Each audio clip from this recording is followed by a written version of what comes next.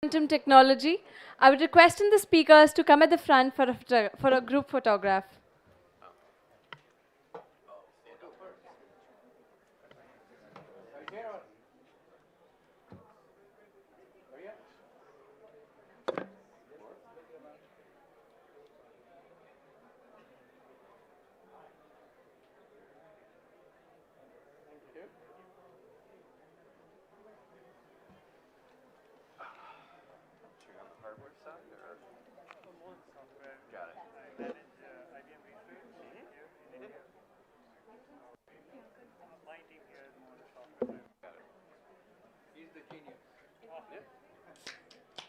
That means I don't have to speak very much. Yeah.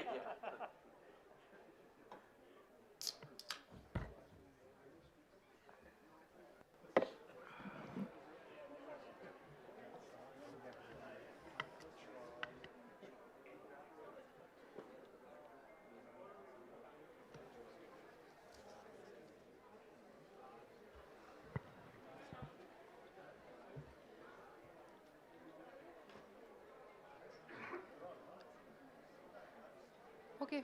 Uh, Good afternoon, everyone. Very interesting to see all this interest in the quantum computing session. So again, a very warm welcome to all of you in this session titled Powering Quantum Computing with AI.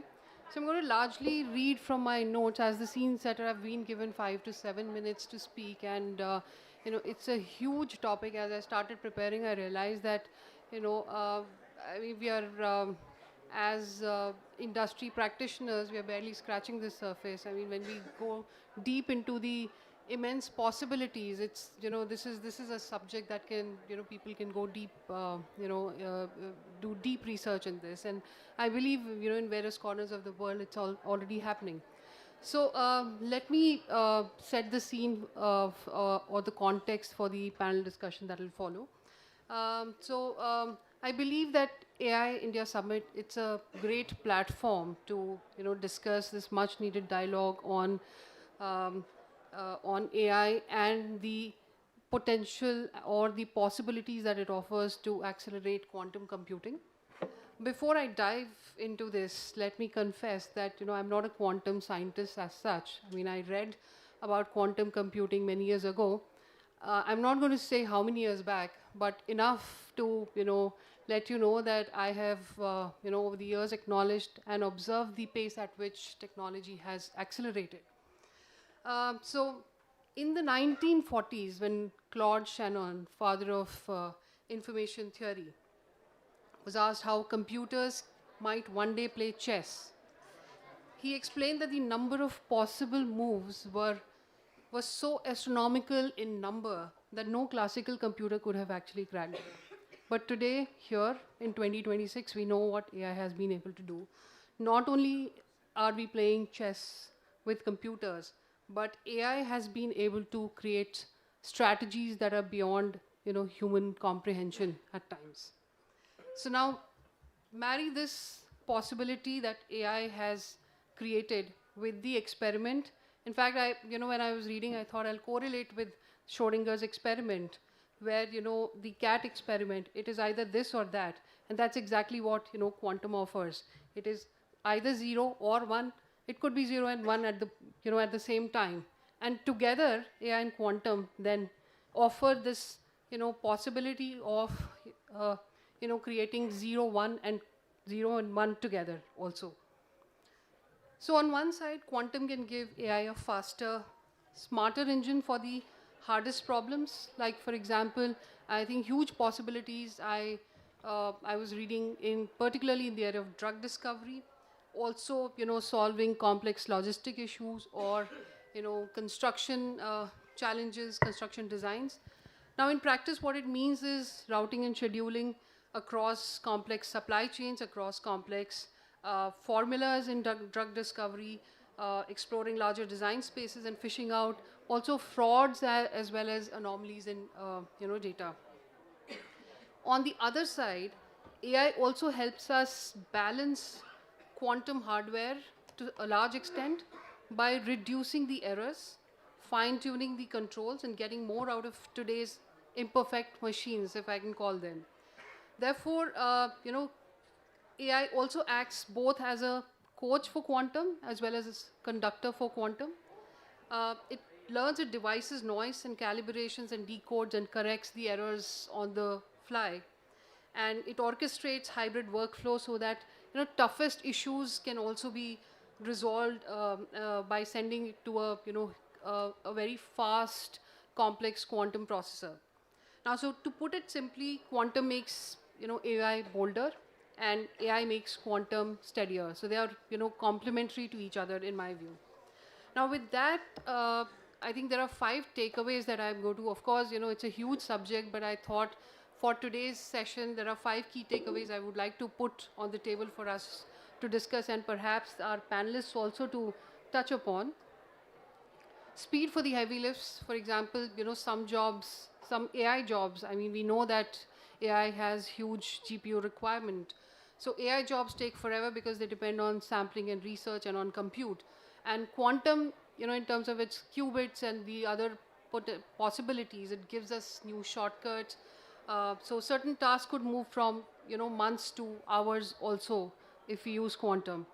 Better optimization, whether moving goods across one location, between locations, pricing a portfolio or designing a new drug for that matter. Quantum can explore the what ifs more efficiently, as I said, 0 and 1 and both at the same time. The sweet spot today is hybrid, of course. Let AI manage the workflow and send the highest sub problems to quantum when it helps. Fresh eyes on complex data. It can project data into shapes that classical systems can't easily see. That can reveal patterns we've been missing in, particularly in fraud and anomaly detection.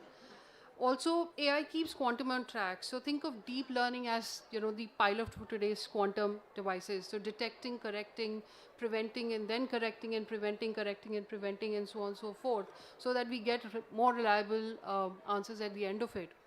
And generative power. So obviously, quantum, the potential of quantum is in its randomness, and AI also, I think, thrives on the randomness. So together, they offer that potential. Now, this dialogue is also very relevant and opportune because we are having this in the AI summit today. And US-India collaboration has made it possible for us to have this much needed dialogue. So we are aligned on this direction, and in recent years, I believe US and India have built a shared tech agenda that explicitly names AI and quantum as joint priorities. US brings cutting-edge hardware, cloud access to quantum systems, and a deep research in algorithms. India has, of course, a huge demographic dividend and an extraordinary talent base that we offer, a vibrant startup scene, and a national quantum mission with hubs at premium institutions like IISc and IITs. We can also do this at scale. Networks like USIBC and Quad-linked investor platforms are finally set up to move into real pilots and procurement. So let's dive also into what we can do, perhaps, after the summit. Couple of goals maybe we could take, for maybe the next, until the next time we meet.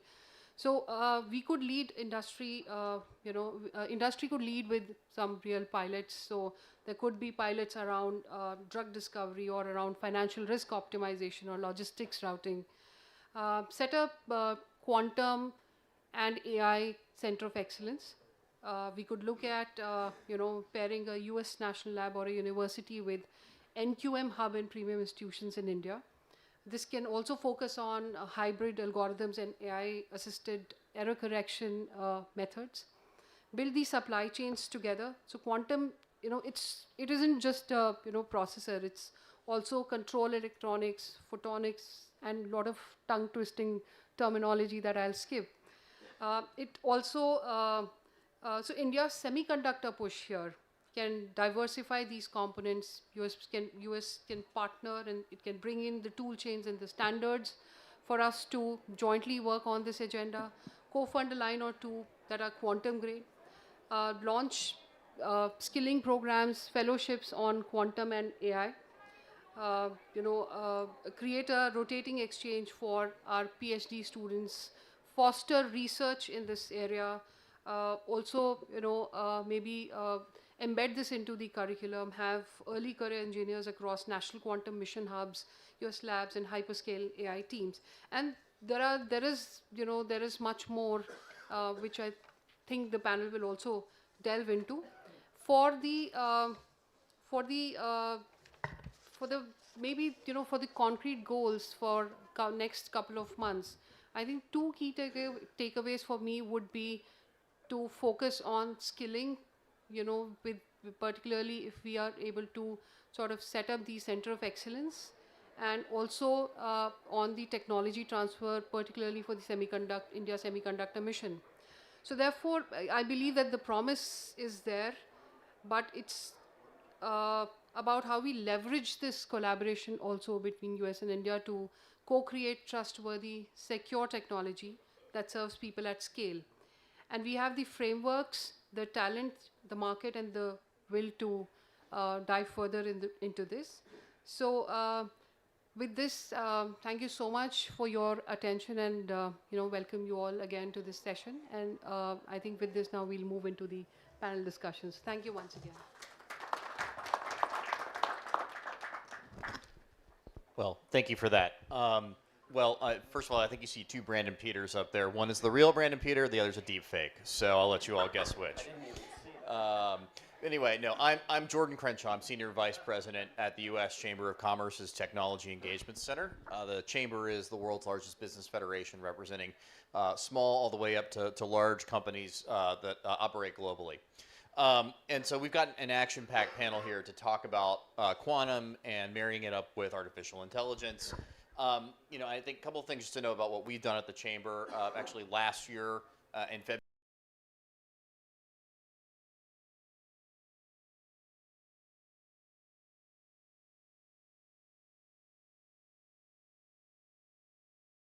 security as we'll deal with issues around encryption, which we'll get into a little bit later as well. Really getting into international cooperation, expanding research and development, much like we heard India is doing as well too, and really taking a risk-based regulatory approach when it comes to quantum.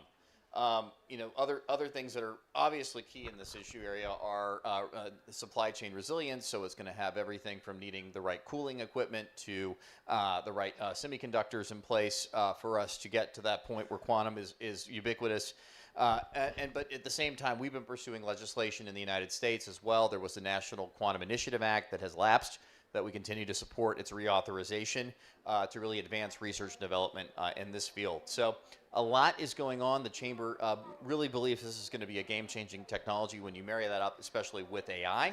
But what I'm going to do is I'm going to go ahead and kind of start with a lightning round and a little bit of intros for folks, just so they can introduce themselves on the panel. Brandon, I'm going to start with you. I'm going to ask you to introduce yourself, and then I'm going to ask a question to every panelist. What is your favorite sci-fi or science show that you watch on television? Yeah, first off, I'll take the Brendan on the left from the hair perspective. So thank you for whoever did that. I may appropriate that. I'm Brendan Peter. I lead global public policy and government affairs for Zscaler. Zscaler is a zero trust network architecture cybersecurity company. We secure 500 billion transactions a day and pioneered really reimagining of zero trust network architectures. I don't have a show per se, but I'll make a very weird sort of example. So one of my favorite bands is a Canadian band called Rush. They have a dystopian song called 2112, which is set about the killing of music in a future society that's run by great computers. So that's what I think about sometimes when it comes to this topic. Okay, hello everyone. Amit Singhi. I am director of IBM Research in India, which includes work we do both on the AI side and on quantum for IBM. In terms of my favorite sci-fi show, it doesn't exist, but I wish someone would make it, which is take the Isaac Asimov series and convert it into a series, right? So. Maybe we could use AI to make one. Maybe, yeah. There you go. I'm Sandeep Kumar. I am the CEO of L&T Semiconductor. I've been there 2 years. I've spent 42 years in this industry, started back in '84 when the first computers were built. And interestingly, sci-fi, the first landing on the moon, also there was a movie that came out called Space Odyssey 2001. And the Space Odyssey 2001 was more exciting than the actual landing on the moon. And More dramatic. Thank you, Sandeep. Good afternoon, everyone. It's great to be here. I'm Gopal Ranganathan. I'm the CEO of a startup company based in Chicago, Quad Optima. I also have an advisory company, Quad. We are focused on building numerical large and small language models, distinct from language models like ChatGPT and all. Works mostly on numerical data, but I'll talk about that later if the topic arises. But in terms of science fiction, I must say my favorite science fiction show has always been Star Trek. But more recently, I've been a fan of Carl Sagan's Cosmos. It's a fantastic series.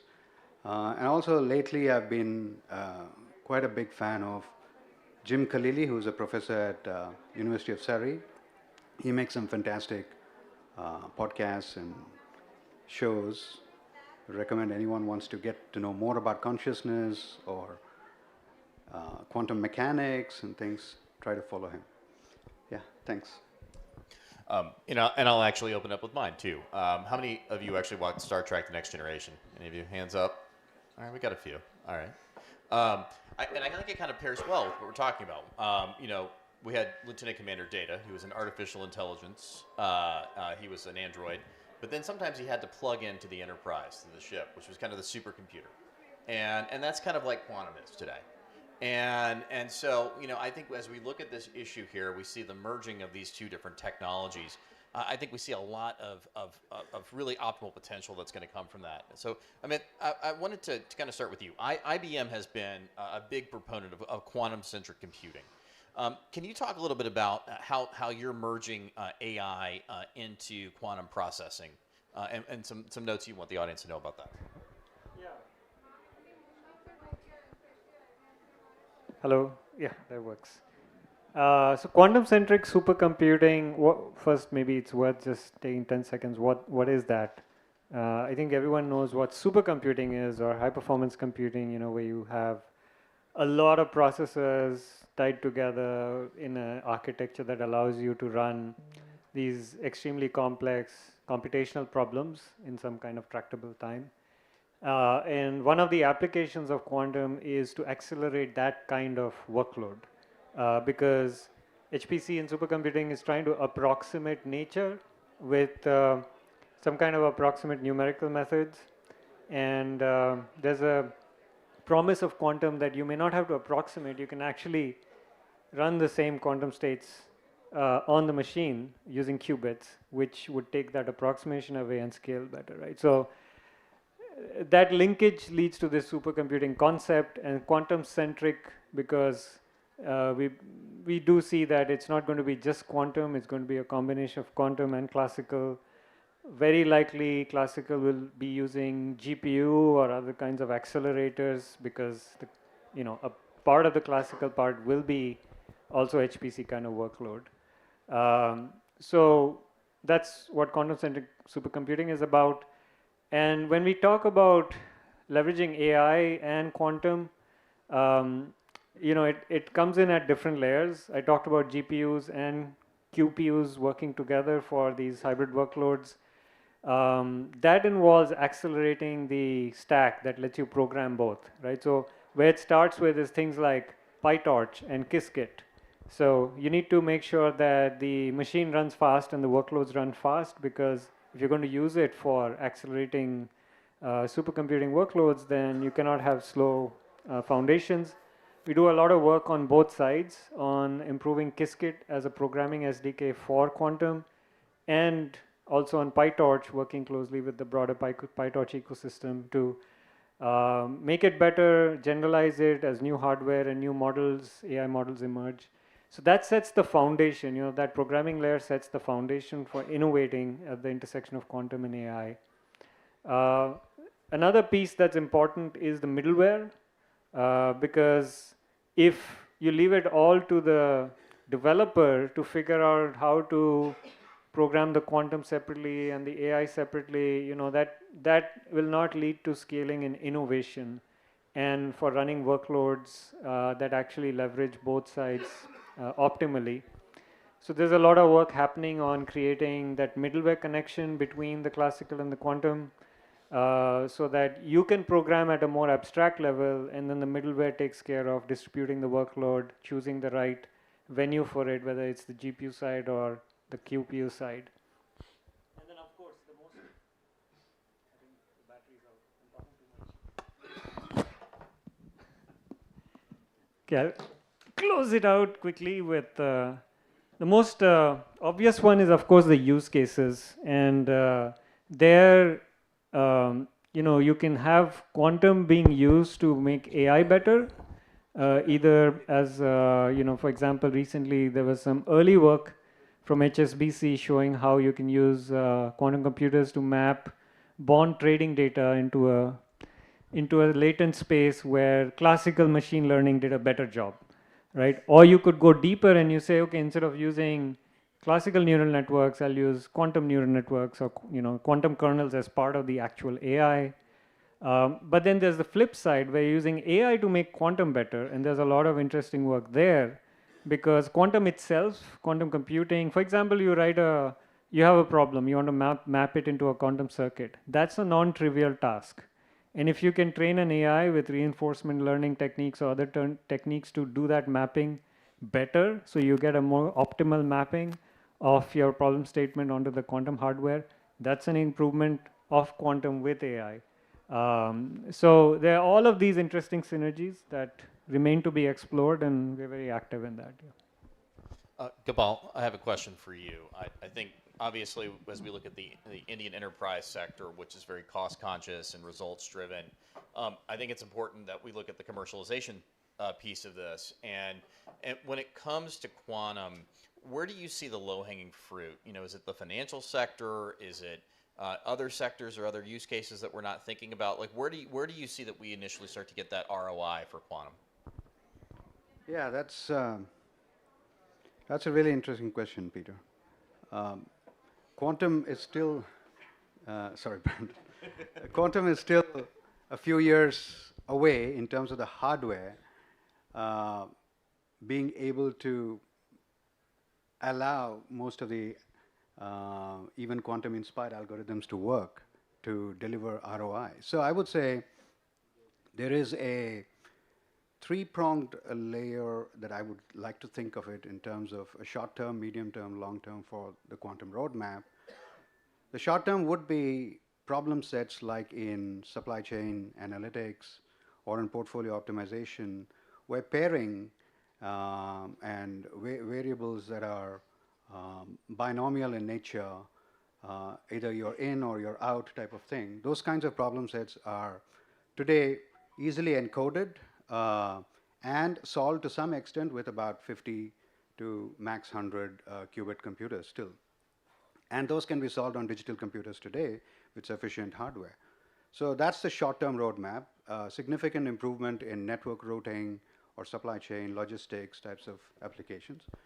The medium term, I would say, you would have applications which begin to get more complex, like quantum approximate optimization, which require a full set of, like what Amit was talking about, a quantum circuitry with the help of AI.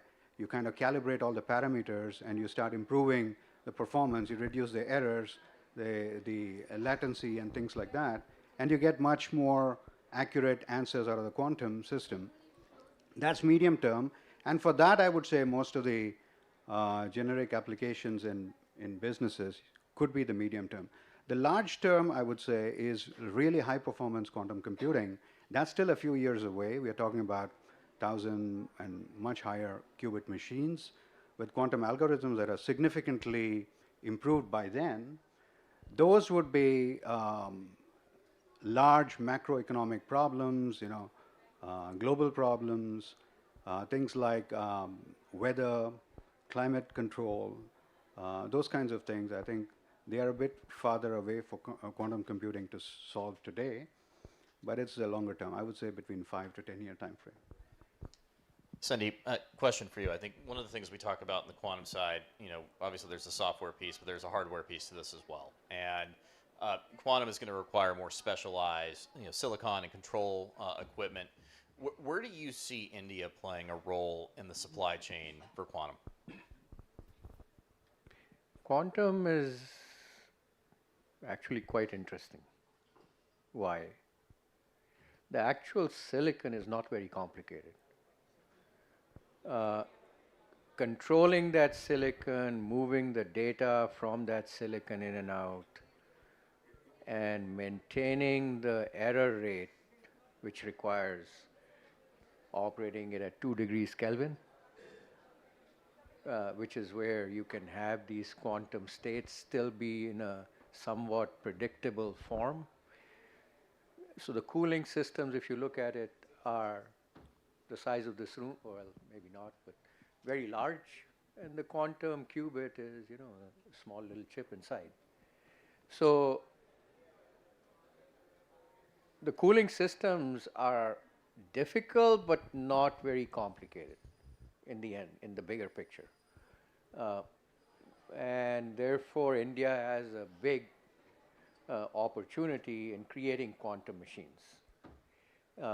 As far as the hardware is concerned, quantum is actually, people say quantum computers, but the IBM quantum computer operates differently than the Google, and that operates differently than the Microsoft. Each one is using a different atomic physics spin.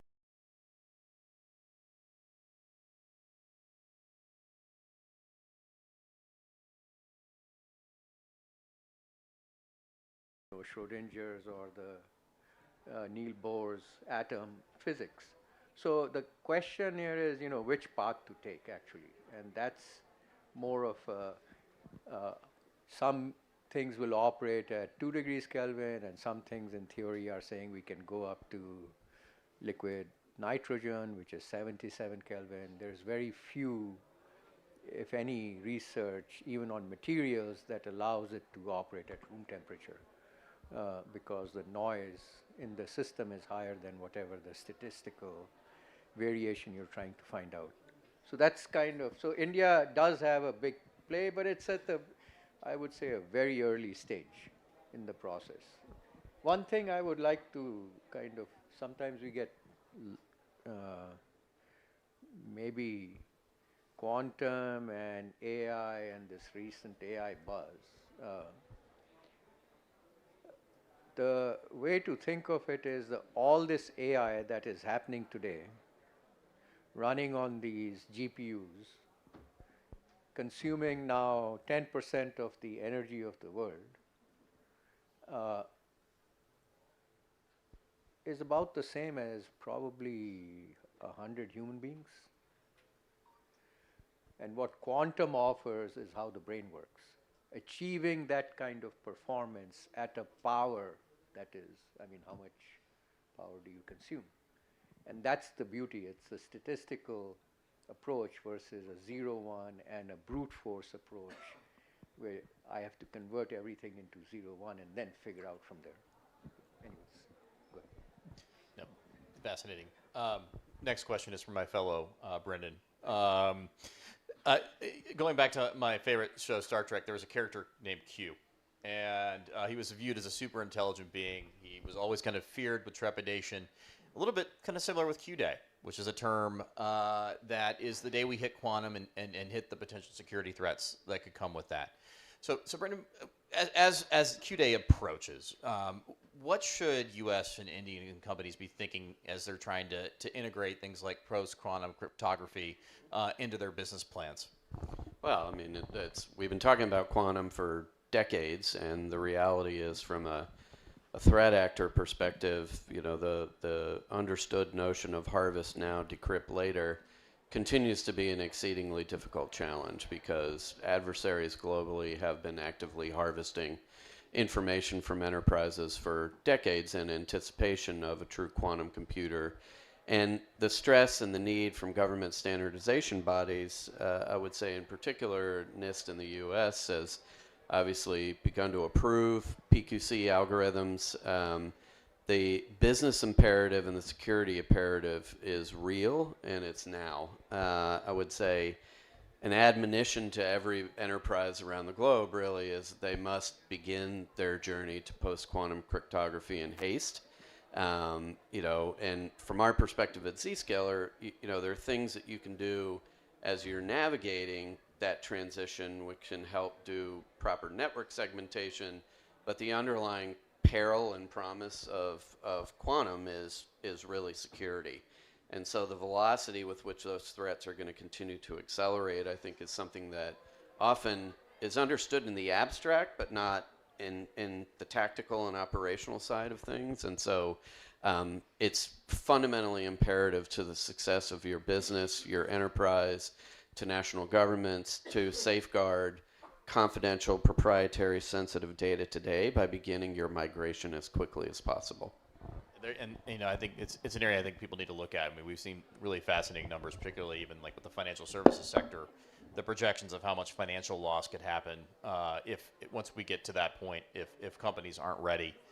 All right, a little bit of a speed round before we kick off to our next round of questions. And Brendan, I'll start with you. How long, if you're betting here, do you think before we actually get to ubiquitous quantum and where we're looking at it going? I would ask my IBM colleague here on the panel to make a better predict. I mean, there are different Q-Day models around the globe. I think I'm not expert enough to say from a technical side when we reach that point, but the window continues to narrow, and that means that the preparations and the defenses that organizations are putting in place have to accelerate at a commensurate pace. So I can't say with any certainty of a date, but the reality and the risks are quite clear, and we all need to be doing more to migrate today.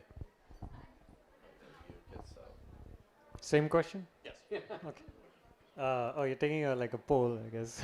quick lightning round. Yep. Yeah, so I mean, I would reason through it a bit quickly, is that 2029 is when IBM expects to have our first fault-tolerant machines, which means they will be hardly susceptible to noise. And so you can actually start implementing real quantum information science algorithms on them. But those will be in the range of a few hundred logical qubits. 2033, 34 is when we expect getting into the 100,000 logical qubit range. That starts getting interesting, but that's IBM. We don't know where China is. So I would say sometime in the 2030s is what we're saying. Sandeep? Quantum compute, I think both of them answered the question, but there's something side. Quantum is quantum sensing, quantum in cryptography, quantum compute, quantum communications. And compute is talked about, but actually cryptography, we had this earlier conversation. The threat is coming in 2-3 years, and it is reverse, meaning any system I have today, if I build a passport, that will be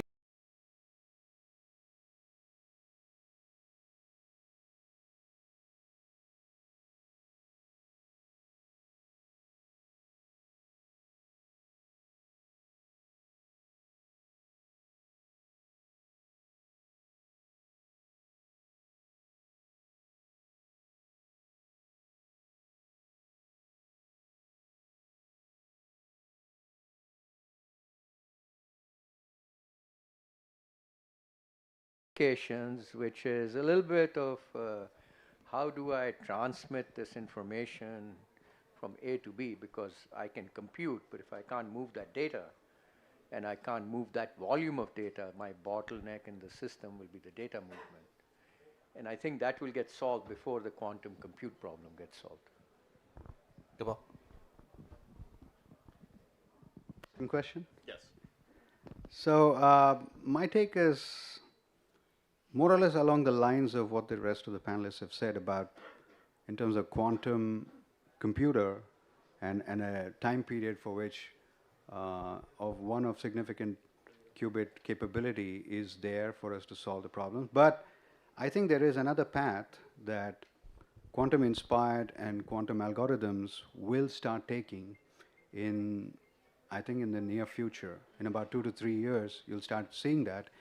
My view is that just like there was a reinterpretation that happened in the 1920s about the Schrodinger wave function was explained in a different way by Heisenberg, and the whole quantum mechanics took a different view of it. I think there is a much needed requirement for the businesses, the governments, and everybody to start understanding that we live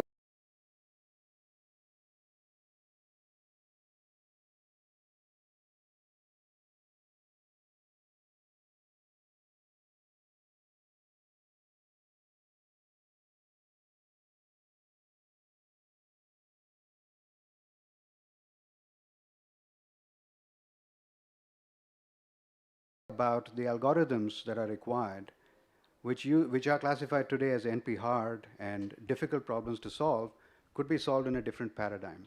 So I think a design approach and an algorithmic approach and a software enabling all that on today type of compute is also an alternative possibility of the route. So I think that might yield results in the near term. But if that doesn't transpire, then probably, you know, as the panel said, mid-2030s. Amit, a question for you. You know, there's been a lot of talk about, first of all, on the AI side, access to AI and access to learning about it. But that question also now comes up in quantum. So how do we go about ensuring, in particular, that Indian startups and universities get their hands on this tech and actually use it and play around with it, as opposed to just having it be theoretical? Yeah, that's a good point. Well, at IBM, we put our first quantum computers on the cloud 10 years ago, 2016. That was a small machine, 5 qubits. Today, all the machines are 100 plus qubits. All of the older ones are retired because below 100 plus qubits, it's not quantum computing anymore. And for years, we've had a free tier. And actually, the second highest unique user base out of all countries is from India, using the free tier. So there's a tremendous amount of hunger in the learner ecosystem in India. These are, you know, college students, school students, professionals who are already programming quantum computers for real. But of course, in a learning setting, these are not like papers, they're not writing papers. That needs more sustained access, and that of course needs a commercial arrangement. That's one thing. Now, what we're also trying to do more specifically in India is trying to increase indigenous access by working with the center, working with the state. For example, we have a great collaboration shaping up with the Andhra Pradesh government, where the government wants to establish what they're calling as a quantum valley at Amravati, the capital of the state. And we are partnering to bring the IBM quantum machine, the system, to there, so that it's locally deployed in the country and can support a lot of the algorithmic research that will probably be funded by the National Quantum Mission or by other initiatives in the country, keeping the data, keeping the IP, keeping all the expertise within the country. And through that, we are enabling more seamless access where local partners such as TCS has partnered to enhance the cloud access that we provide to make, you know, to have more outreach within the Indian ecosystem. So the more we see these things happening, I think we'll see. I think access is not the hard problem today. I think the harder problem in India today is building the capacity to utilize the access for the kind of more expertise levels. And that's where I think where as governments are putting in more funding to catalyze that kind of research, because today most of the workload is research, right? Algorithmic research. And as that happens, I think the access will just follow. Yeah. Gopal, question for you is, as we're looking at U.S.-India collaboration on quantum, do you believe that should be driven by government to government or business to business partnerships?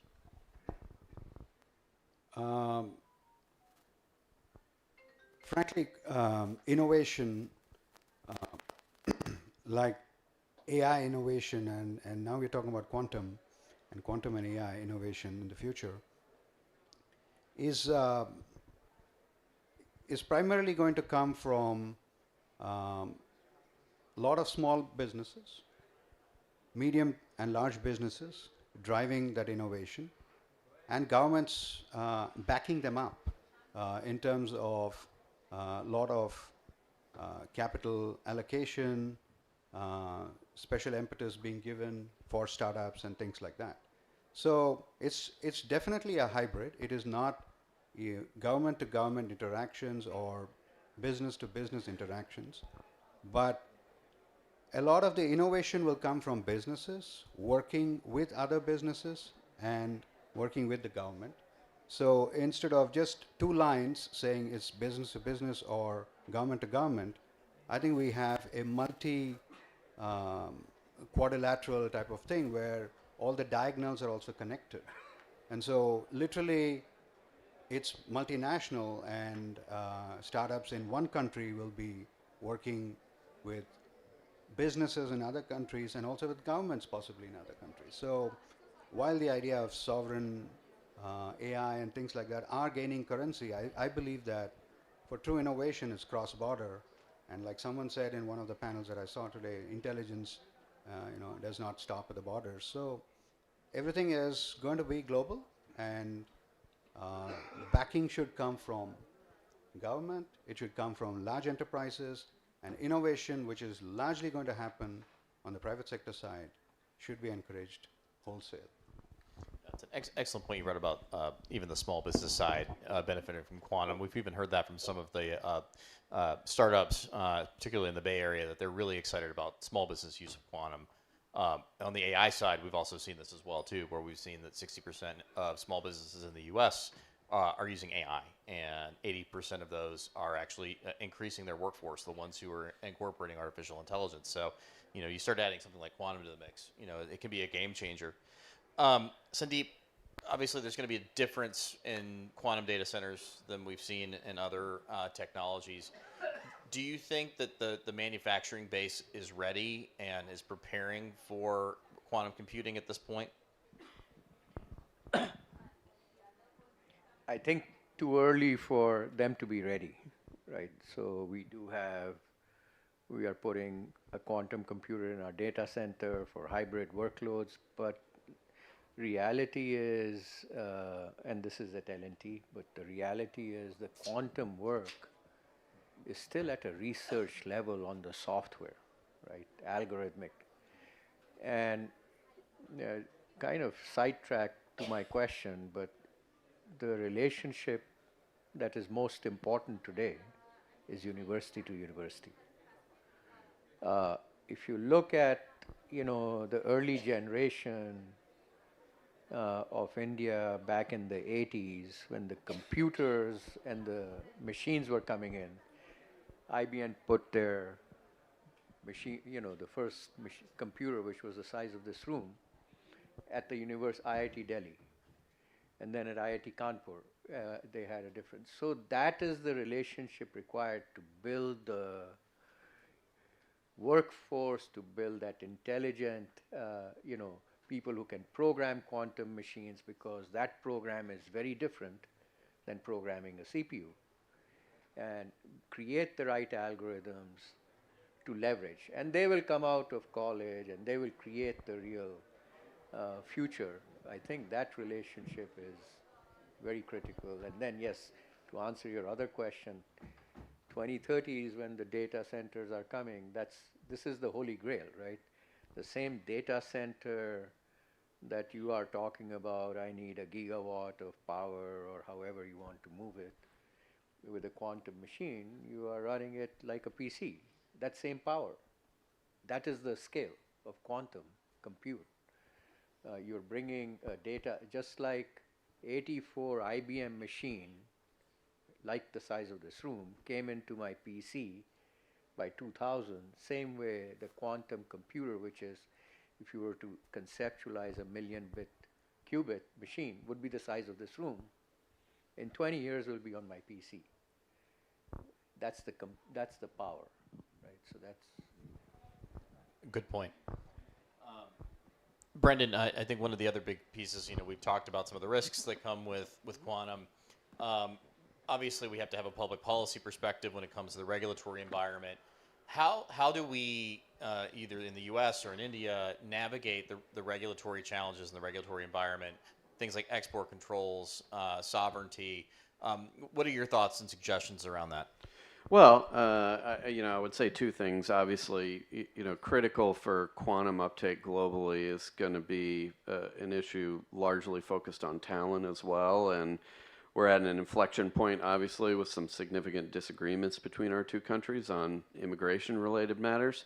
One thing I would say that, perhaps doesn't get as much attention, which I take as a bit of a positive development and something that must be really feverishly preserved, is, when the U.S. Bureau of Industry and Security, which is our export control agency, set rules for quantum in 2024, they created something under export control law, which is an exception to deemed exports. And so in the export world under U.S.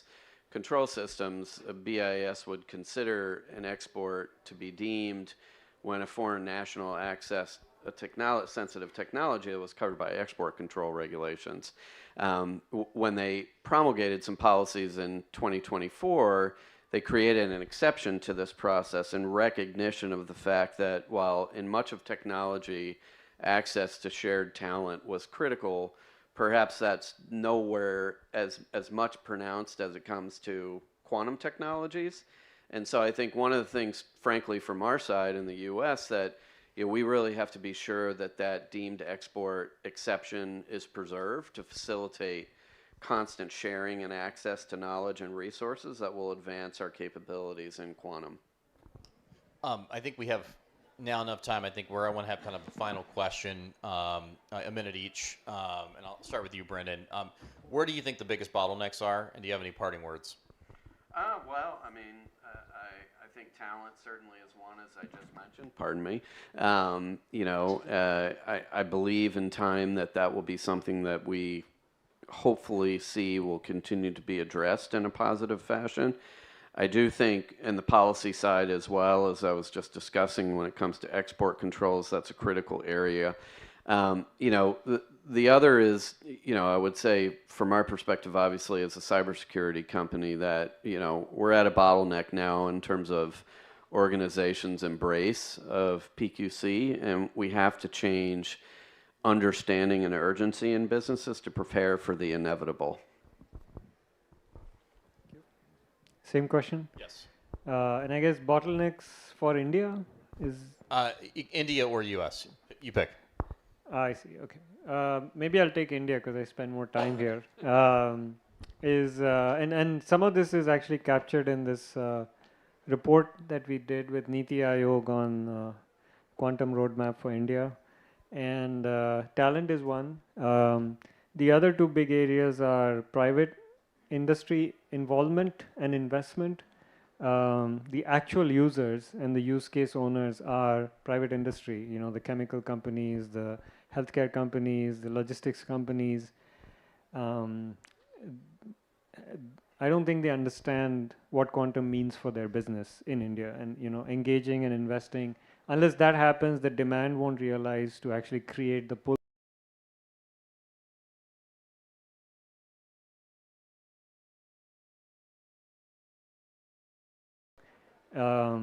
make our lab to market and our innovation, scientific research and lab to market machinery much more efficient, so that we can, accelerate that process of with sort of advanced scientific breakthroughs. Sandeep?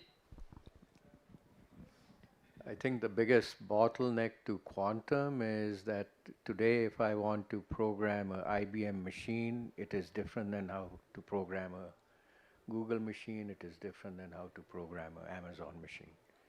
And until it comes into a common framework that every application software developer at the middleware and upper layer is able to forget the abstraction at the low level, it will not take off. Because it's kind of like until the Android came, the application market did not take off because everybody had to go into the operating system of the phone to figure out how to build an app. Once Android came, everybody was an app developer. And so that's what is needed, and that's missing right now. I'll let you bring it home, Gopal. Your thoughts on the bottlenecks and any final words?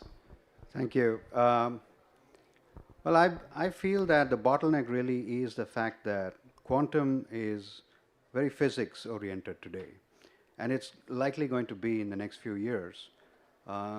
It's like a black box. You take real world problems, real world understanding, and you give it to a physics machine to do something esoteric and bring it back to you. So I think the bottleneck is in realizing that everything is quantum. You start making the data and the world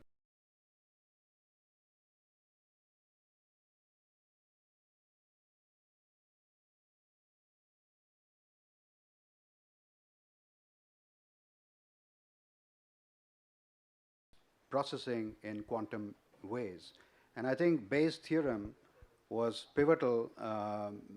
Bayes' rule and Bayes' theorem and Bayes' reasoning was pivotal in changing AI, and I think Bayes' rule is again going to be very pivotal in changing quantum, to bringing it out of the physics realm and into the every.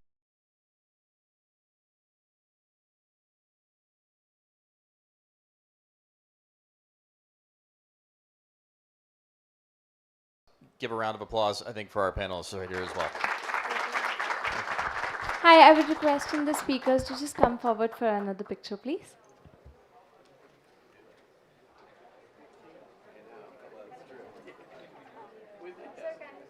Come forward. It needs a new setting.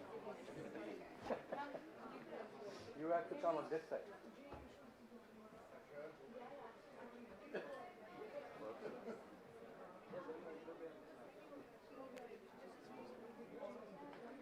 You come in here in a minute.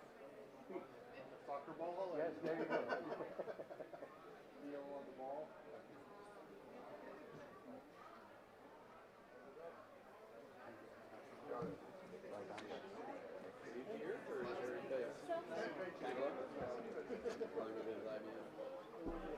Go out for the